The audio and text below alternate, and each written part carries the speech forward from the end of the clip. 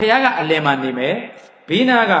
ပလင်လုံဟာမျိုးလေးလုပ်လိုက်မယ်အဲ့တော့ဘေးနာကနေရေလေးတွေဝိုင်းနာမယ်အဲ့တဲ့ကိုနတ်သားကြီးတွေထည့်မယ်အဲ့ဒါဖះပူဇော်နတ်သားပူဇော်အခုတော့မို့ဖះကောင်းလေတော့ရာသားသမီးက20ခွက်ပါဖះဆိုတော့လုပ်တာလေခေါင်းကြီးကန်ကြီးလောင်းနေကြတဲ့ဖះမှာငရဲတွေချင်းတွန်းမလုပ်ဘူးအဲ့တော့ဘယ်လိုတဲ့လဲဒီတိုင်းနဲ့ဖယ်စားအဲ့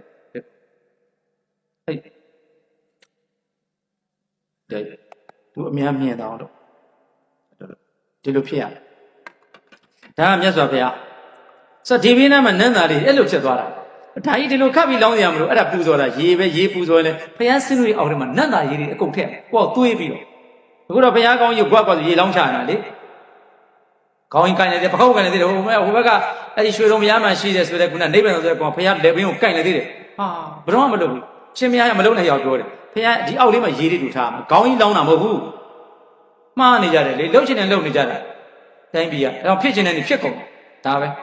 အစဉ်ပြေမဲ့ဆိုပြခုပြဿနာတက်လိုက်ဒီပြဿနာတက်လိုက်ဒါမင်းတို့လှုပ်ချင်လှုပ်တာအတုမရှိတဲ့မုနိမြတ်ဆိုမင်းတို့မယူသေးဘူးမလေးမှမလေးစားတတ်မလုံမှမလုံတတ်တော့မဖြစ်တဲ့နဲ့ဖြစ်ကုန်ဒါပါ